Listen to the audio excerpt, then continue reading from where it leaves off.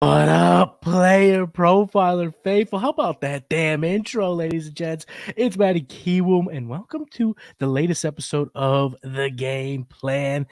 Ladies and gentlemen, trade season is underway. Contenders are buying, pretenders are selling, and guess what? We need to talk about it. Yes, I said we because I have a very special guest on today's show, and we will be helping out the contenders in fantasy football. So if you've gotten your squad to 3-2, 4-1, or best yet, 5-0, my guest and I will be breaking down some trade targets that'll help you get ready to get that chip with the dip, because it is never too early to start game planning for that championship run. And then after that, we're going to be diving into the bargain bin to help everybody, contenders or pretenders, win their week 6 matchup. So ladies and gents, get out your pens and your pads, and let's go to work and get those week 6 dubs.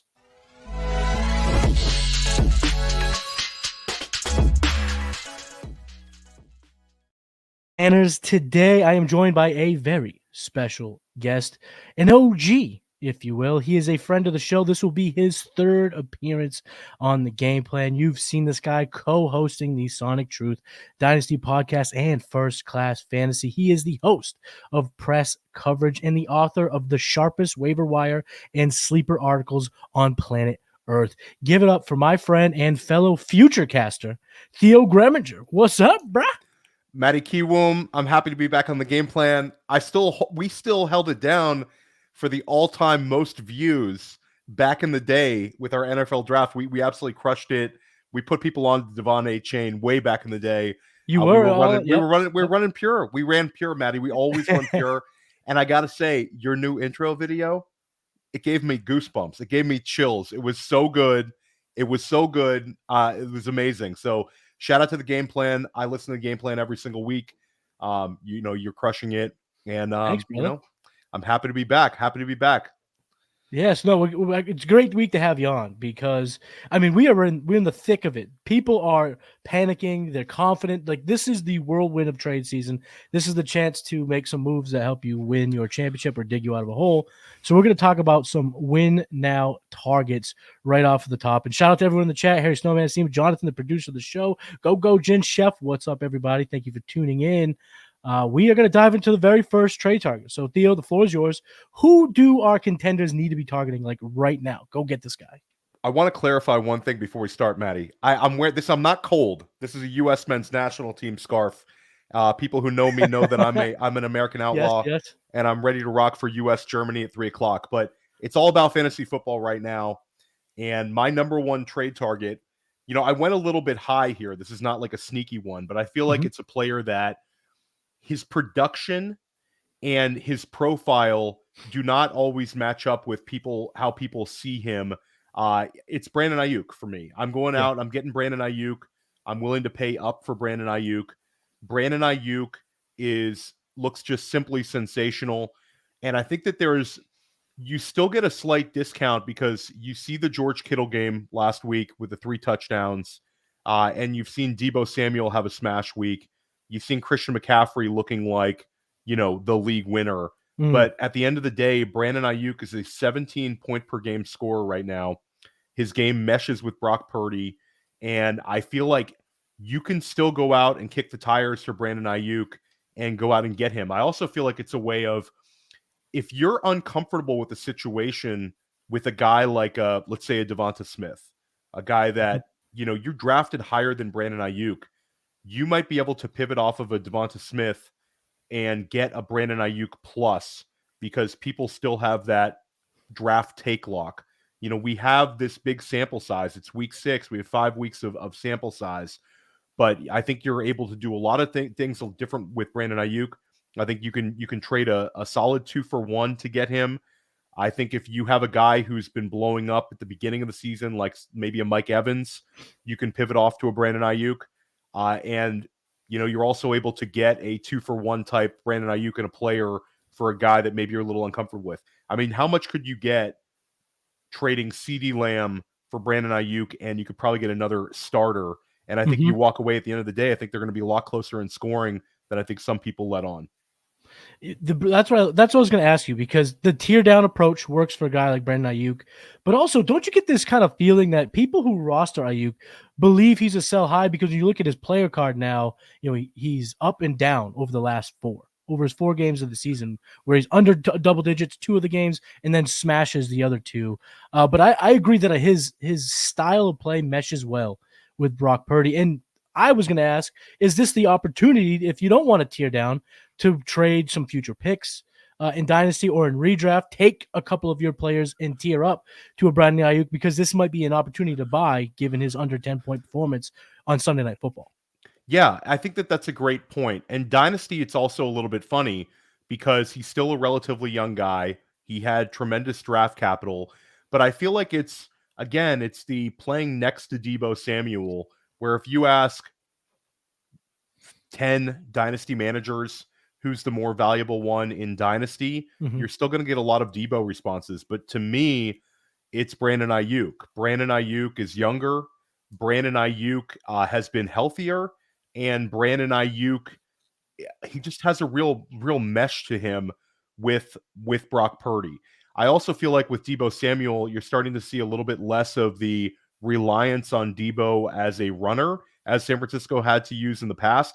Now, that completely changed in the second half of the season. But to me, it's Brandon Aiyuk. Dynasty, it's very interesting, though. I actually tried a Dynasty trade the other day where I have a win now team with Jackson Smith and Jigba, not necessarily like an old team, but a team that I feel like I can cash this year. And I offered JSN for Brandon Aiyuk plus, and it was turned down pretty quickly. Maybe I was a little too greedy with the plus, but I think that people are starting to wise up to kind of the profile.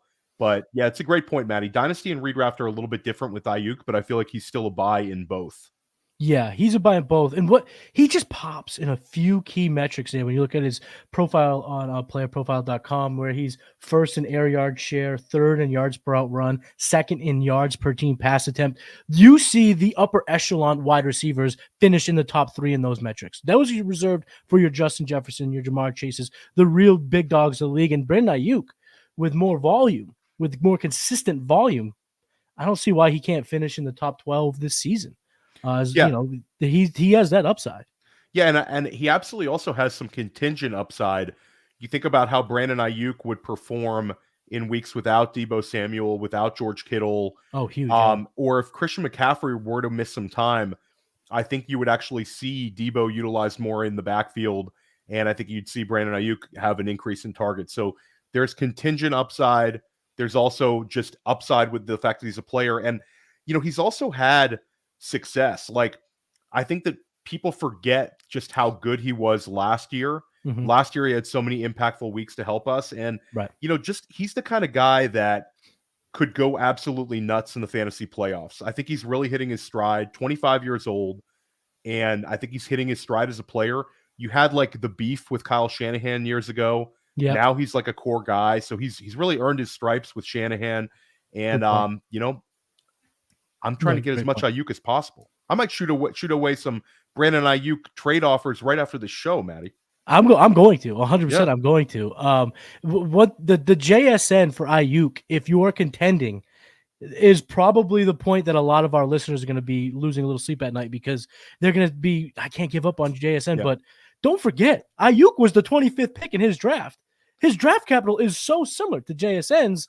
I'm making that trade. If I'm looking to win in 23, I have no problem moving JSN straight up for Aiyuk. So I'm in on that. I think you hit the nail on the head, Matty, and it's kind of like Dynasty. We get so caught up in we want to build and have these strong rosters that last forever. but winning money matters. You pay for your next, couple of years of entry fees if you take down 1 year. And in some leagues, if I finish as the runner up, I've paid for the next 2 years. So Right. it's that stuff matters too. And yeah, it's really hard to stomach. I'll ask you about a trade now. I was offered in an FFPC league T Higgins and a third for JSN. Now that one you don't get as much of a win now vibe, but is that a pivot you're willing to make? If you're getting Jason, you're getting T Higgins. Getting T Higgins in the third. I don't hate it. My issue is more with the ribs.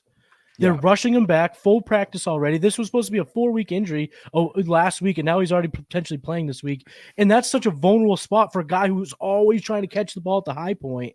So I'm a little nervous about the injury, so I don't know if I would necessarily be excited about that. If you could pivot to a similarly valued player than a T Higgins, someone healthier, again, I think JSN now is going to be the piece that helps a lot of teams win the championship, not by what he does on the field, but what they're going to be able to get right now. Yeah, it's tough. It's tough moving him, but I think I got to pivot off at least one share.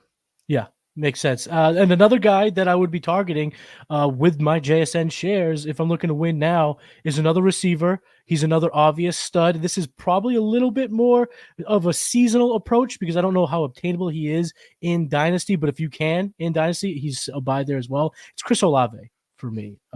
Over his last 2 games, he only has 10 combined fantasy points. So I think the market is starting to get a little bit cold on his prospects immediately, giving that little bit of a buy window opportunity. He's only wide receiver 30 overall. And he only has 1 top 10 finish so far this season. That was already way back in week 1. So the market does feel a bit down on him, especially in redrafts. But again, looking at his underlying metrics on playerprofiler.com, there's a few things that do suggest better days are coming. He's 11th in targets. So the volume is what we like to see. He's first in deep targets, which has been an effective weapon for Chris Olave throughout his 2 years in the NFL. He has 605 air yards. That's the second most. Again, that was what he crushed last year's air yards. That's what he's good at doing, attacking downfield. And he's first in unrealized air yards. And I like to use that metric as a barometer of if he gets a little less unlucky, so a little bit more lucky, fortunate, if you will, those are going to be converted air yards. And that's yards, that's receiving yards, that's touchdowns. That's what we like in fantasy. You're going to see him getting healthier. That ankle seat was definitely an issue last week against the Patriots. That'll get better. Derek Carr's arm is starting to heal. He's starting to look better week by week. So I think they convert on a whole lot of deep passes. So Chris Olave has a lot of points coming. And then look at his rest of season schedule. He's got the Colts, the Bears, and the Vikings in the next few games. And then in the fantasy playoffs, he's got the Giants, the Rams, and the Tampa Bay Buccaneers. So within those 6 games, that's going to provide enough punch potential to win some much-needed matchups here in the future. And then, of course, when it matters most, pay games in the playoffs. So I'm looking to buy Chris Olave everywhere. Any thoughts on Olave? I know he's one of your preseason's favorites. I love the talent. I think it's a little bit, the only thing that's a little frustrating now is I think it's a last 2 weeks kind of thing. They've been so reliant upon the running back position, just getting those touches for Kamara. He's had 49 touches the last 2 weeks. And then last week, the New England game, you could almost take the fantasy stats out for the wide receivers. Kendra Miller finishes tied for most receptions on the Saints. And they had so many touches for Kamara. I think he had 22 carries. So that New England game, you kind of put it out the window. You also had the fact that Olave was banged up. You had you get that shout out to Sleeper. It's like you get those like anxiety attacks like early in the morning. You're like, oh my God, the guy gets injured in warmups. Yeah. It's like completely jarring. And then people are putting videos on Twitter and Olave's like kind of like, looks tight. Yeah. And then he ends up playing. So I think that factors. You also have the fact that Michael Thomas has been healthy and Michael Thomas has also held him down. But I think at the end of the day, betting on Michael Thomas to play the entire season would kind of be wishful thinking based on, what we've seen the last few years.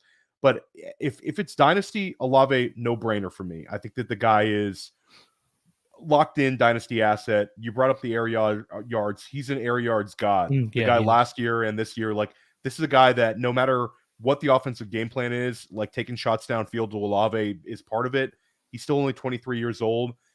In redraft, Matty, I do think it's going to be league specific because I think some people are going to hold your feet to the fire and not give you as much of a discount because we were taking him so high this summer. So That's the only thing. I do like this time of year. I like trying to find those managers kind of with, their early September take locks on guys with the way they Mhm. value people. Um, Olave maybe wait a week, but hey, with all those air yards and him getting back to like you brought up the targets, it was 3 straight weeks of double digit targets and then back to back weeks of like 5 and 6 targets. So Mhm. if he gets back to just an 11 target week, then maybe your window has closed. So you might be onto something here. All right, so we got 2 receivers. Let's move on to another position. What's another trade target for our win now contenders? So I think that this one's definitely a guy that, people, it was like found money if you drafted him or if you picked him up as a waiver wire pickup in some leagues, was Brock Purdy. Mhm. Brock Purdy is quarterback 7 on the season in most formats. And this kind of ties in with my Brandon Aiyuk recommendation. But I think this 49ers offense is just awesome. And I think that they overwhelm opponents. And the crazy thing about Brock Purdy is when we look at Brock Purdy, we look at him as somewhat like a floor play. But Yeah. Brock Purdy is tied for the lead among all fantasy quarterbacks with 4 QB1 weeks. So he's given you that production and he has the elite weapons around him. He's got that swag to him. And I feel like he's completely mastered the offense where you've seen him lean on different players to have maximal weeks. I mean, last week was a perfect example, completely exploited Dallas, ran circles around him and had the George Kittle game. And Dallas had not been like a team that had been completely burned by the tight end position until this past week. So this was just like Brock Purdy showing a mastery of the offense. Right. He's got that swag. He's got real confidence to him, and he's got elite weapons around him. And there's the production to back it up. And again, this is a guy where a lot of teams that have Brock Purdy, they have another strong quarterback just based on, I see a lot of teams where it's Purdy with like a Jalen Hurts or Purdy with like a Josh Allen, Purdy with a Mhm. Tua, where people just pick them up as a second quarterback. For whatever reason, I see some Justin Fields Purdy teams where, a lot of these managers will say at the end of the day, in non-super flex, I don't really need to hold these two guys. I'm going to look to pivot off and get a guy I can start. Whereas the quarterback position, you might be in really, really rough shape with some of these guys you drafted, like a lot of those high-end QB2s. Maybe you had Anthony Richardson. I think that Purdy's a great, great target to go after. I love going after Purdy, and the only thing I'm going to add to this is a different kind of strategy because you touched upon these teams that have Tua and Purdy, Josh Allen, Purdy, Justin Fields, and Purdy. If I have Purdy as my QB2, and this is a 1 QB league, because in Superflex you're starting both, it's an easy set it and forget it decision. But if in 1 QB, if I have a Jalen Hurts and Purdy, if I have a Tua and a Purdy, I'd be okay trading my QB1 and using Purdy as my guy rest of season. I'd have no problem seeing if you could turn a Josh Allen into a massive game changer at a different position and start Brock Purdy. Because I do think we're that's looking at a top 10 finish. Yeah, I think that's super sharp on your part, Matty. And I think that that's a way of, depending on like the knowledge of your league mates and kind of depending on, again, their kind of take locks. If you have a manager that kind of pays for a name, not to say like Josh Allen's balling, but Yeah. I think that you actually have probably more flexibility going about it your way than my way if you're actually looking to move a quarterback. Because if you move that truly elite guy, you might be able to go get like a CD Lamb type that it's a plug and play every single week and then rock with Purdy. And like you said, I think he's headed for a top 10 finish. And I think there's an outside chance that Brock Purdy finishes inside the top 5. I wouldn't bet on it, but I think like the end of the day, all it takes is a few huge boom weeks. I think he's got the floor that he's not going to like mess things up. And again, I think that 49ers offense is just really starting to, like, the way that they just manhandled Dallas. It was Destroyed them. just completely annihilated them. So to me, I think San Francisco's got a lot of big weeks in their future. It could kind of be like, where we look at the end of the day and the teams that are towards the top of the standings in redraft are teams that drafted multiple 49ers. Yeah. And I love the top 5 call. It's a little bold, but every year we see guys with far less talent. Not every year, but every so often we absolutely see the Andy Daltons, the Mitch Trubisky's, the Blake Bortles sneak up into that top 5, and they don't have nearly the talent in a Geno Brock last Purdy year. possession. Geno, a great Yeah. example. Geno Smith, absolutely. So a guy with these weapons, and the difference about Purdy to all of those guys, I think he has staying power. As long as that Shanahan offense has those weapons, and a lot of them are sticking around for some time. I mean, I think Aiyuk's a free agent at the end of the year, but they can keep this train rolling on that contract of Brock Purdy, and this guy could smash for the next 2 or 3. So I love buying him. Redraft, dynasty, selling my quarterback, however it goes. I'm trying to get Brock Purdy on my squad for sure. And the last guy that we're going to talk about here, buy now or buy candidates for win now teams, it's going to be quick. It's Derrick Henry. Derrick Henry's now getting outproduced by Tajay Spears. But the market, I think, is going to be like, I need to get rid of this guy, especially if he's on a 1-4 team, 2-3 team, a team that's looking to collect. I think now's your chance to potentially get him for like a second in our dynasty leagues for win now there. In redraft, you could probably sell one of your overhyped backups that are getting a little bit of spark right now, like a DeMarcado and a second asset could get you a guy like Derrick Henry as a contender. And that's where I'm trying to do it. Because again, you look underneath the hood, you look at playerprofiler.com. He's top 10 in evaded tackles, top 5 in breakaway runs, top 5 in yards created, and he's got Houston twice in the fantasy playoffs. So we should be, as Derrick Henry rosterers, excited that Tajay Spears is taking away work when he could get hurt so that he will be healthy to destroy the Texans 2 of the games in the fantasy playoffs. So I'm getting Derrick Henry where I can. Yeah, so for me, I think you hit the nail on the head. Like if as long as it's not going to cost you a ton, right? And I think that like a buying low on him makes sense. And I do think Matty, like that's super sharp. Like this is a time of year where I think a lot of people will wait a little bit longer, but I think dynasty managers are getting sharper, and they know that if I start 1-4, my path back to a winning season is difficult. And I think like, at least kind of feeling those managers out and seeing if maybe you could get a guy like a little bit, because a lot of times, they'll hold a little bit longer trying to see if they can get a bounce back game from Derrick Henry. But I think there is some fear. It was 16-11 on the touches last week with Tajay Spears. The one thing that I am concerned about is it seems like with Tajay Spears, it makes it so they're a little less willing to kind of impose their will on people with Derrick Henry. Like in years past, if they went down 10, they would still kind of like try to hammer Derrick Henry. Now it seems like when they go down, they're really, really incorporating Spears in. But at the end of the day, like you said, fantasy playoffs, it's Houston twice, and then it's Seattle coming into Tennessee, going across the country.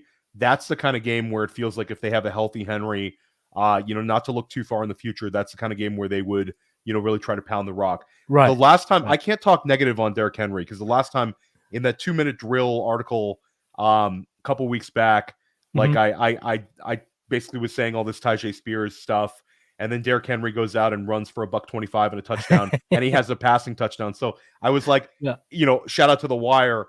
If you come at the king, you best not miss. And I went at the king way too early, and he came right back at me. So that got me. So Derrick Henry, if you can get Derrick Henry low in Dynasty, you're basically paying for wins. And you think about that second rounder is not going to get you, there's a lot of arguments. Like if you hit on a Devon A-Chain or one of these guys, that could really help you out. But at the end of the day, Derrick Henry, I might be paying a second rounder and getting like 3 wins because I did it. Yeah, huge wins, especially when it matters most in the fantasy playoffs. So that's going to wrap up the win now trade targets. We got Derrick Henry, Chris Olave, Brandon Aiyuk, and Brock Purdy. Stick around. We're going to go ahead and take a pause for the cause here. Listen a little about our friends over at Sleeper. But when we get back, we're going to jump right into that bargain bin. Hey, we're all starting new fantasy leagues all the time. And more often than not, where do we start our fantasy leagues at Player Profiler? On Sleeper. Because it's the best. You can imagine my excitement when I saw Sleeper rolled out Sleeper picks, baby. And game stacking is the path to positive returns with these pick'em games. Find that sneaky shootout and set most of the players to go over their projection for that week. Or you find a game going to get dragged into the mud and take every member of the passing game for less than their projections that week. And if you pick up to 8, that's how you 100x your payout on Sleeper. It's called the Hail Mary. So if you use promo code Underworld, you get a $100 instant deposit match. Check out Sleeper's terms and conditions for details. These Sleeper picks are live in over 25 states. Yeah, buddy.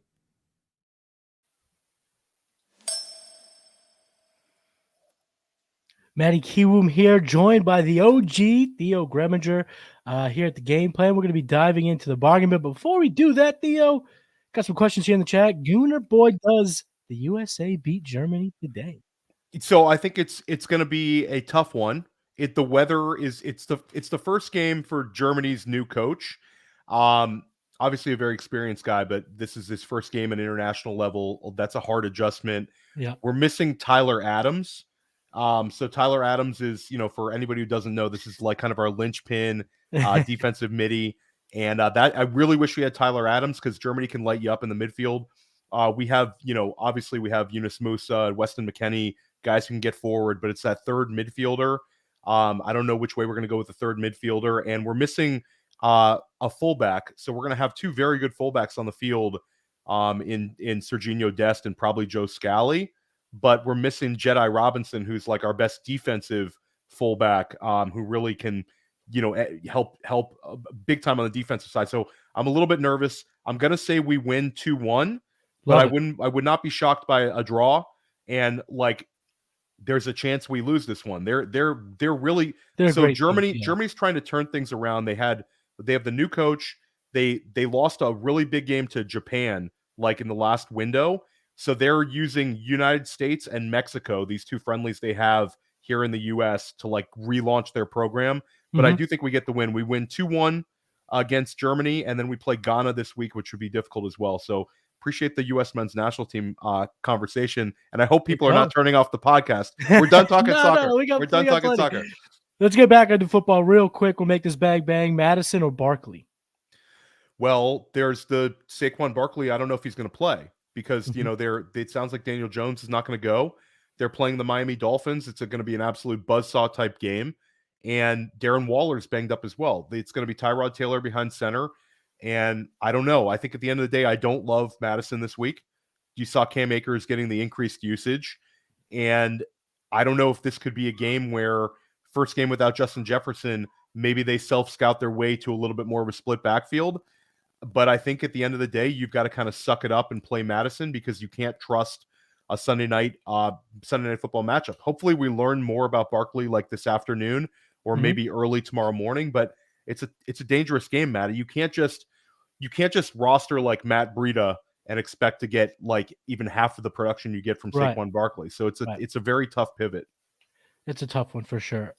We got Deontay Foreman or Trey Palmer. I'm actually assuming this is Josh Palmer. It's Palmer here, but we're going to talk a little bit about Foreman as we get into the bargain bin. So let's go ahead and do it. Also, if you have any more start-sit questions, save them for tomorrow. I will be doing the YouTube portion from 11 to 11:30, doing the starter stream. We obviously have the Instagram, Jason Allwine, it's the TikTok. So we got your start-sit questions on tab. And if you need it answered, go over to our Discord, playerprofile.com/chat.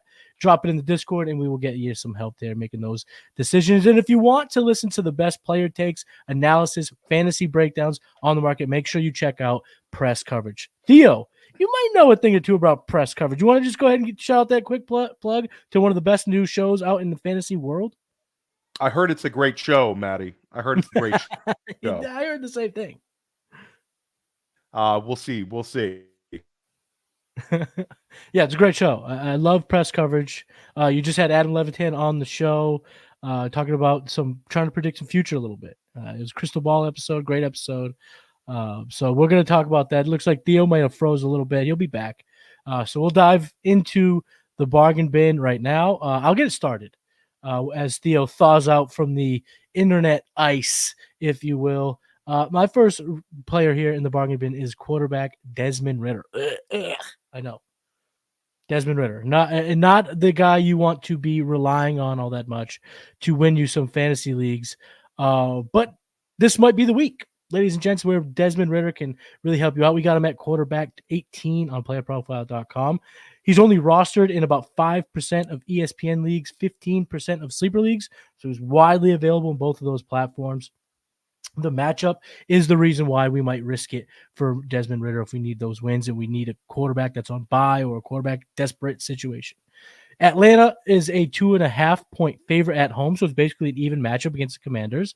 It's a 42.5 over-under. It's fourth lowest. So the matchup here doesn't present a lot of points in terms of the Vegas predictions, but I think that the matchup with Washington specifically is the reason why Desmond Ridder can kind of have a great game. They've given up 3.54 points over the league average. That's the fifth best margin in that metric. They've given up 10 passing touchdowns, which is the fourth most, and only have 2 picks. And they've also given up the most rushing yards to opposing quarterbacks. And he's back. So we're just going through Desmond Ridder, and then I'll kick it to you for your bargain bin. So I'm going through these stats here for Desmond Ridder, Theo, and they don't throw the ball a ton. Matter of fact, they're 17th in pass attempts and 26th in team pass plays per game. So I'm not relying on the volume from a Desmond Ridder, but he is good in a couple of key areas against a good matchup. One being the deep ball. He has the third best deep ball completion percentage, and he's top 10 in red zone carries and 6th in rushing touchdowns for quarterbacks. So if he can connect on a couple deep balls and run around a bit, he can finish in the top 10. You might be saying, Kiwoom, I don't think Ridder's a top 10 guy. Well, he does have 2 top 10 finishes this season alone. So he's showing a little bit of upside now that he's scoring rushing touchdowns. So and we got him, like I said, QB 18, so it's a desperate play, but there's some upside with a guy like Desmond Ridder, and that's why he's my bargain bin QB. Anything you want to add about Ridder before we get to your quarterback in the bargain bin? No, I had him in the sleepers because this was like the matchup-based play because Washington's given up 4 straight 300-yard passing games. Yep. So it's for me, it's just strictly a pick on Washington. But obviously last week, how they used Kyle Pitts. You got to like Drake London a little bit this week. I thought you had some really good points about the deep ball passes as well. So yeah, it's hard to kind of stomach it, but we're dumpster diving here, Matty. We're not dumpster diving. Yeah, baby. we're dumpster diving, man. So who's your dumpster dive? Your bargain bin quarterback? It's got to be Minshew Magic. Gardner Minshew against the Jacksonville Jaguars. Minshew Magic revenge game. Mm-hmm. You got Josh Downs. You've got Michael Pittman. There's a nice connection there. You also have Zach Moss playing just tremendous football. And then game 2 for Jonathan Taylor. Jacksonville has given up 262 passing yards a game. And I think that this could be a fun Minshew Magic game. I think you got to kind of like check your expectations here. I think this could be like a top 15 quarterback performance. I think that would be kind of where I'm at. But Matty, he's available in 93% of Yahoo leagues. So like I'm using Yahoo for my roster percentages always, and 93%. You can go get him right now if you have free waivers, and if you have secondary waivers in like an FFPC or NFFC, he's available in a ton of them. I like Gardner Minshew this week. Minshew Magic, baby. Minshew Magic with weapons in an atmosphere that he's going to be looking to get a win. I love the Minshew call, and I think the expectation being set as a top 15 play truly makes it like we're not saying start him over your studs, but if you were a team that had been relying on Jordan Love and been kind of streaming in the quarterback position, Gardner Minshew can help you stay afloat, get you a week 6 dub. Theo, let's move on to running back. Who is your bargain bin RB? Well, it's funny. We were talking about this in the pre-show, how fantasy football managers have gotten just so much more savvy over the years. Sure. And it's harder to find these bargain bins. Like the low-hanging fruit, because your threshold is 50%, Matty, Deonta Foreman is still available in 57% of Yahoo leagues. So you got like 57% of Yahoo leagues where people are sleeping because Deonta Foreman might have 20 carries tomorrow. This is going to be a high volume game for Deonta Foreman. This is a guy who had 900 plus rushing yards last year. The year before he had 650 plus rushing yards. He's been kind of like the fill-in type guy. When he's had opportunities, he's done well. This was a guy that we loved as a prospect, got hurt early in his career, has come back. I think Deonta Foreman is going to be a volume-based mid RB2 type tomorrow. And I think that more likely than not, I think that if you were ranking him, you'd still have him inside of the top 24, and he's available everywhere. And I'll go with 1 or 2 deeper names here, Matty, because a lot of people are going to say, this is the game plan. Not in my league, bro. Is Theo really dropping Deonta Foreman? Not in my league, bro. But Salvon Ahmed, Jeff Wilson's not going to play. Yep. So there was a ton of Jeff Wilson enthusiasm. I had Jeff Wilson as the number 1 waiver wire ad in my waiver wire column this week, and Jeff Wilson's not going to play. So you have Raheem Mostert against the Giants. That's a great matchup for Mostert, but Salvon Ahmed will be back. Salvon Ahmed has receiving ability, and they're going to look to get him involved. If you want to go, and Ahmed is available in 84% of Yahoo leagues. And if you want to go deeper, the Chris Brooks hive is buzzing right now. It's buzzing, man. It is buzzing. Like, you have Miami Dolphins fans who are like pounding the table to see Chris Brooks. Chris Brooks is a big athletic running back, BYU player. He was good in the preseason, and Brooks had opportunity in one game this year, a complete blowout. He did well. So at the end of the day, Ahmed or Brooks is going to see touches. So if I'm like completely jammed in a league, which a lot of managers are right now because there's injuries, two teams on buys, like if I have to throw a dart, I want to throw a dart at the best offense in football.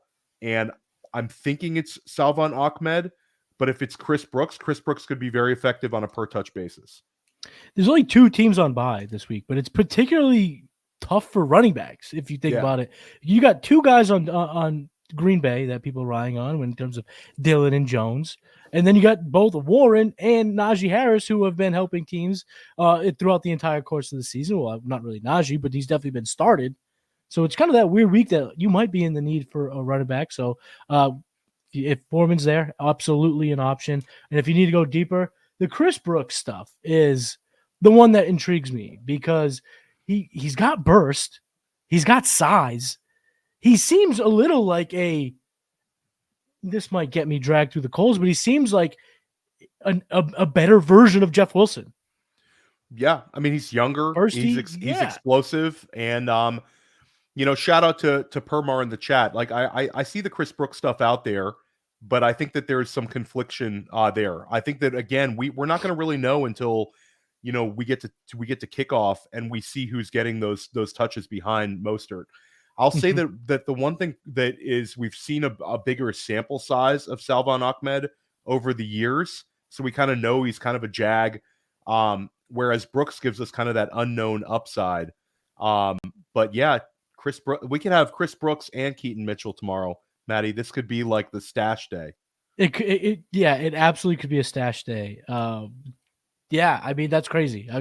Just hearing it's like making it make a little sense. And the Christopher Brooks thing, the reason why I think I might lean a little more Brooks than Ahmed is they're playing the Panthers. They're probably going to kick the shit out of the Panthers, which kind of suggests, I think, that they'd be more willing to see what Brooks has, as opposed to if it was a grind him out game. I think you'd see the more trusted guy that's been a part of the offense that has been there when they needed him in Ahmed. But if they're killing the Panthers, Chris Brooks could get some usage, baby. This could be it could be a big waiver wire addition next week, and you could grab them for $0 in a lot of leagues. You can grab them for $1, and then a lot of leagues, you've opened waivers, just grab them, see what happens. Yeah, pick them up wherever you can. We've seen running backs burst onto the scene in Miami already this year, so crazier things have happened. I had such a tough time, digging into the bargain bin for a running back, and when I stopped digging, I found a guy that I don't love, but might be the yuck play that helps you get that win in week 6 when you need it most. And that's Justice Hill going against Tennessee in London. We got him ranked at running back 43, so we're not particularly high on him. He's available in almost 70% of ESPN leagues. He's only rostered in 43% on Sleeper, so he's pretty widely available. And for me, he's just kind of a low-key usage play. He has 2 games with a near 60% snap share this year, 2 games with 3+ targets this year, and 3 games with 8 or more fantasy points, and finished top 28 in each of those 3 games. Remember, he missed a game, so the 2 of 4 is a little bit more impressive than the 2 of 5 percentage-wise, so they are using him quite a bit when they need to. And he can kind of make some things happen. He's kind of low-key effective as a player at the running back position because he has a 27.8% juke rate, 9th highest. So he's got a little shimmy to him. And of course, Baltimore runs the football. They're 5th in team run plays per game. So the opportunities could potentially be there in a grind them out matchup against Tennessee. The Baltimore Ravens are 3.5-point favorites, which doesn't really say a whole lot. In London, it's just kind of a pick 'em game, I think, in terms of team for team, the way they've been playing. It's only a 40.5 over-under, so we're not looking at a shootout, which I think helps potential grind 'em out games, which could help those running backs get those ugly fantasy points that we don't love, but we will take them. And Tennessee is a bottom 10 rush defense, according to PFF's rush defense grade. So there's opportunity there for a guy like Justice Hill. It's going to be gross, but I've seen him started in leagues this year. He has a 12-point game twice this year. So that's what we're hoping for here in the bargain, and that's what we're hoping for. Yeah, no, I think Justice Hill is fine. I had him in the waiver wire column this week. He outsnapped Gus Edwards last week. He had the rushing touchdown, but what you like to see was they have the wide receivers are struggling in Baltimore. Besides Zay Flowers, there's a lot of struggle there. There's a number of drop passes, whereas Justice Hill saw a season high in targets. And again, he's outsnapping Gus Edwards. So just as long as you manage your expectations, I'll say that the one X factor is Keaton Mitchell practice this week. Right. Keaton Mitchell could make his debut. Do they try to get him involved? Does he limit the amount of does it become even more of a committee this week? Would be the only concern about Justice Hill. But yeah, Justice Hill, if you're in a jam and you need 12 points, I'm definitely going Justice Hill over Gus Edwards. I think the receiving ability's there. And yeah, Justice Hill or you gotta make sure if you have Justice Hill teams, gotta make sure you got a little Keaton Mitchell on your bench though. I love that call. I love that. Stack it up with a little Keaton Mitchell just in case he gets some extra reps now that he's looking healthy. Let's move on to wide receiver. Theo, who's your wide receiver that guys and gals need to get out of the bargain bin? So it's crazy to me that this player is still available in 67% of Yahoo leagues, but Curtis Samuel is people are not like clamoring to go pick him up. Right. It's a little bit wild because the last 2 weeks they've really leaned on Curtis Samuel. He's had back-to-back 18-point weeks, 18 points or more weeks. He's found the end zone in back-to-back weeks, and you're starting to see where he's getting like a rushing attempt every single game. He found the end zone 2 weeks ago, and then on the ground, and then against Chicago, he catches a touchdown pass. So Curtis Samuel is neck and neck with Terry McLaurin right now for scoring for Washington wide receivers. Obviously, Logan Thomas, who's rostered in too many leagues for me to list on this. But Logan Thomas looks like a play as well. I think that you're seeing Sam Howell starting to click a little bit with Curtis Samuel, and you're starting to see Eric Bieniemy, drawing things up for him. It's the same thing happened last year. It's been multiple offensive coordinators looking to get Curtis Samuel involved. He's got a long-term history with Ron Rivera dating back to Carolina, and Curtis Samuel's the thing. I'm starting Curtis Samuel on a few flex spots. And again, it's kind of like the Jahan Dotson. He's outperformed Jahan Dotson by a considerable amount. And I think after this week, he might have more fantasy points than Terry McLaurin. The thing about Curtis Samuel, and you actually spoke on it, is a lot of people might think that he's kind of a flash in the pan out of nowhere guy. He's got the history with Rivera. Rivera used him when we needed DJ Moore points. When we wanted Christian McCaffrey points, he would use Curtis Samuel, and he has done so again in Washington. And the one thing I will add to that matchup, Atlanta has two cornerbacks that are playing really, really good on the outside in AJ Terrell and Jeff Okudah. Where they're more vulnerable is D. Alford in the middle of the field.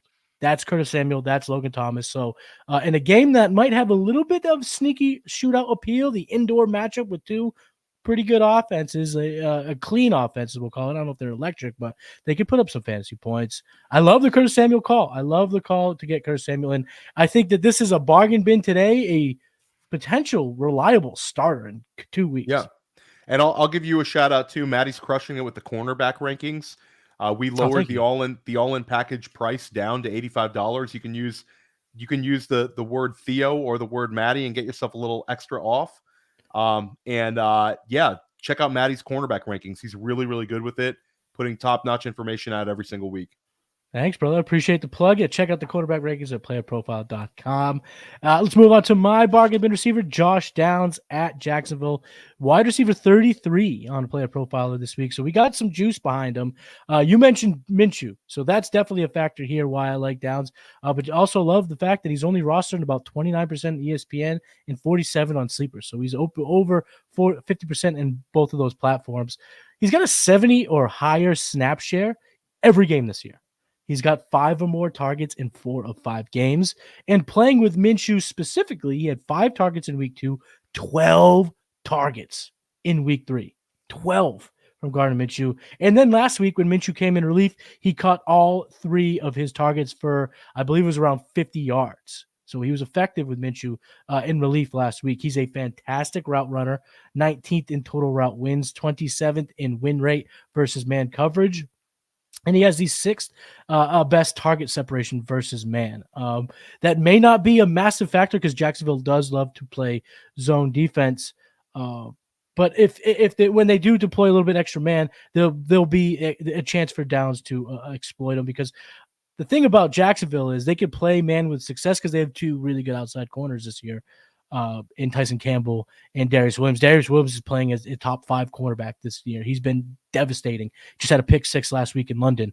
But Trey Herndon in the middle of the field he's not the same guy. He's not that good. Cornerback 71 in my ranks this week, and Downs is 4th in slot snaps, so he's going to play in the middle of the field.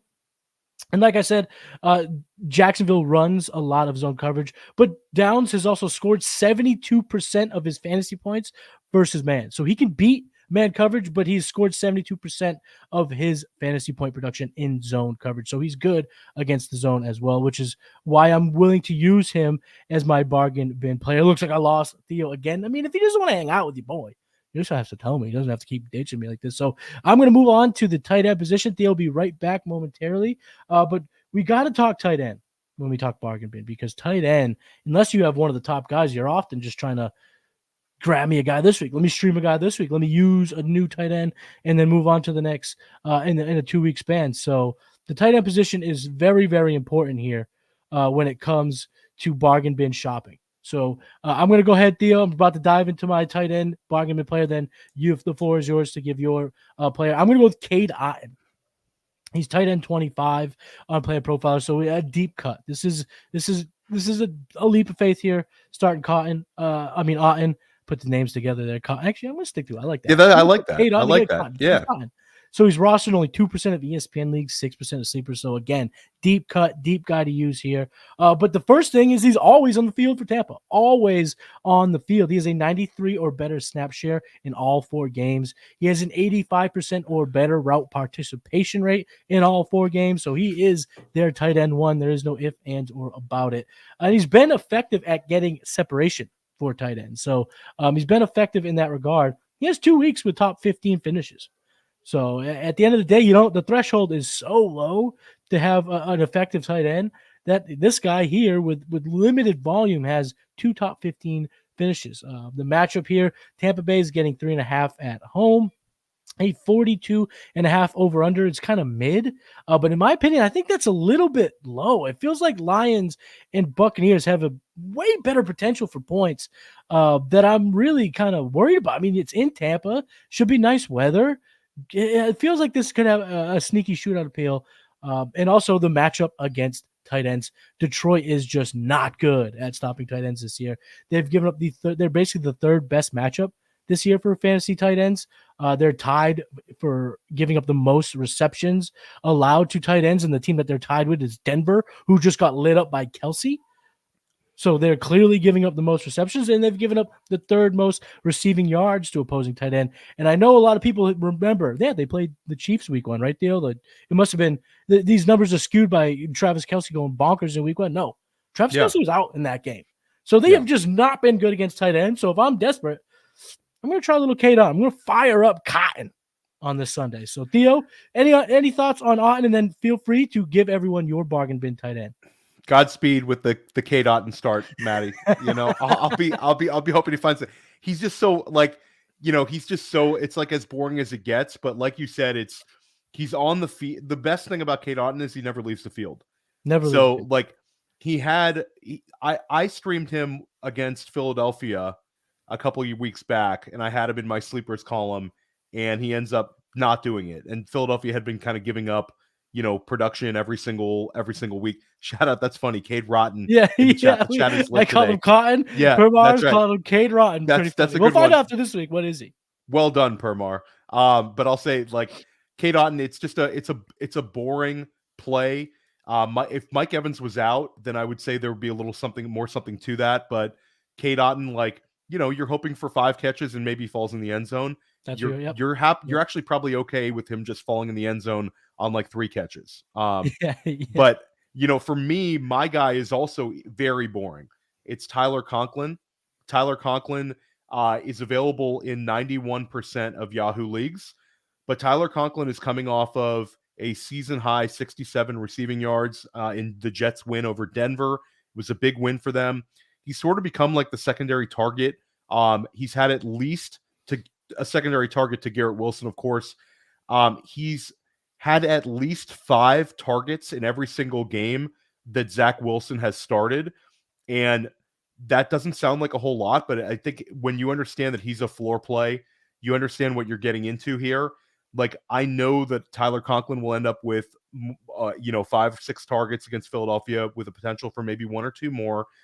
I think that the Jets are a live dog this week. This is a big, big, huge game for them. And Philadelphia's got it together against the tight end of late. But if you do recall, this was the TJ Hawkinson smash game in week 2 when Minnesota lost to Philadelphia, but Hawkinson had 2 touchdowns. And then in week 1, Hunter Henry went nuts against Philly. And also Mike Gesicki had a few catches. So, like, the first 2 weeks of the season, Philadelphia was abysmal against the tight end. I think Philadelphia is going to have to account for increased usage with Breece Hall. And obviously, they're going to try to take Garrett Wilson out of the game. This is a safety valve target for Zach Wilson.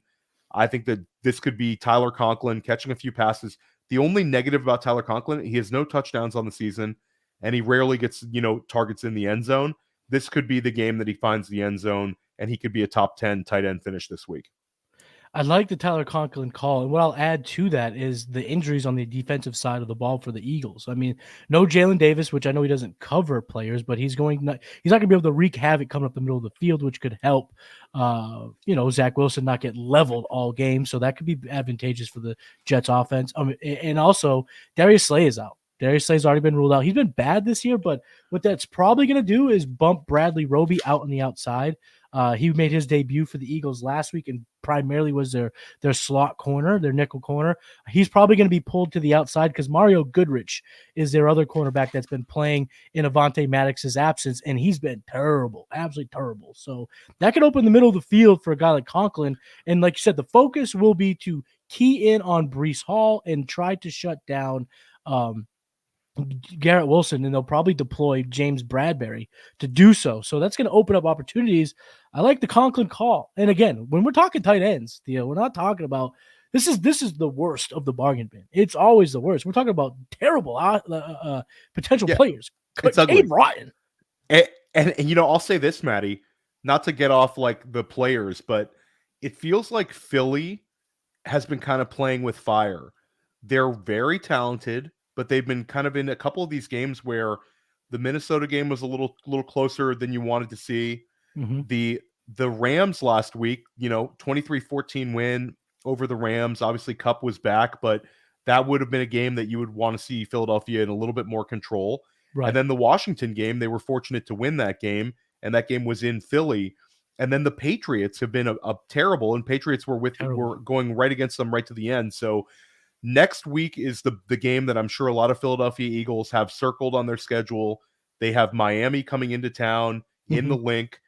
This feels like the trap game. If you're thinking of it like a college football perspective, professional is obviously a little different. They're able to focus, and it's not hard, like the whole of like looking ahead.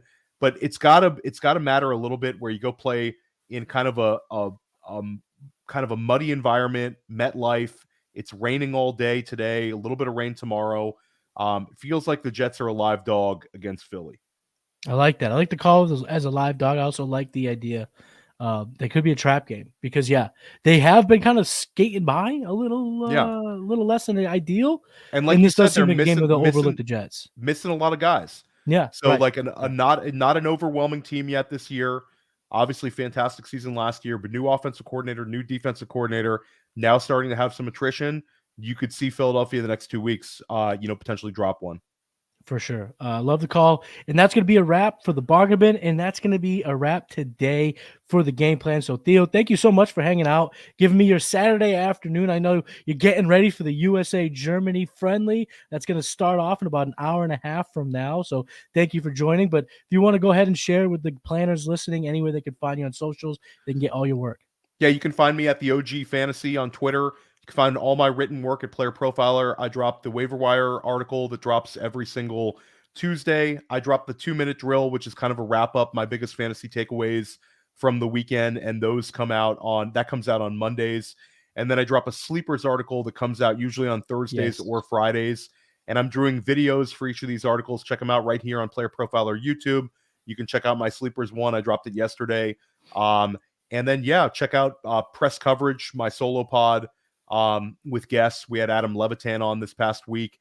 Check out First Class Fantasy, where I co-host with Billy Muzio. We had John Daigle on this week. Check out Sonic Truth Dynasty podcast. I think we're dropping one on Friday with Matt Kelly, the Podfather, and Alan Soslowski. And check Matty Kiwoom and I out on Futurecast. Yeah. We've dropped 2 really good ones, but as the season moves along and we start getting more focused on, this upcoming 2024 class, we're going to be dropping them. Eventually, they're going to be weekly show. But Matty and I are dropping them every few weeks now. We had 2 really, really fun ones so far. We had Anand Nanduri and we had John Lobb. We're talking about these really fun prospects. It's a fun class, and I love podcasting with Matty. Love the game plan. This is it's a great show. Matty, you crush it every single week, and man, I'm stoked to be on anytime I can on the game plan. And go USA. We got to take them today, Matty. Yeah, I'm not going to be a happy guy later today if we get the L. Not a happy guy later. Let's go USA. Pull it out for the L. Let's pull it out for the country. We want a dub against Germany. While you're here at the channel, if you're not subscribed to the Player Profiler YouTube channel, first of all, shame on you. Second of all, you can redeem yourself. Make sure you subscribe to Player Profiler. Click the like button. And if you have a lineup question, a trade question, drop it in the comments. I will come back and answer it for you there. But if you want to hit me up on the old app of X, Twitter, whatever you want to call it, I'm at Matty Kiwoom there. Feel free to reach out, follow me there, tweet at me there. The Player Profiler Discord, Player Profiler /chat. The game plan every Saturday. Trade Gods every other Wednesday. Futurecast is going to be heating up with Theo. You can catch me on the Hurdle at the Executives of Fantasy Football YouTube channel. And if you just can't get enough of me, go over to patreon.com/theexecutives. That is going to wrap up today's episode. Keep game planning, my friends, and I'll catch you next Saturday. Peace. Hey, I want to take a moment to thank you for tuning in. It's important to me that all of our media be free. This is only possible because of you, allowing a true independent sports media enterprise to thrive unlike any other in the business. So please subscribe to the All In Package to continue to make all of this possible, to ensure that all of our stats, information, data, content is available to you, especially you, the people that get the site and get the show.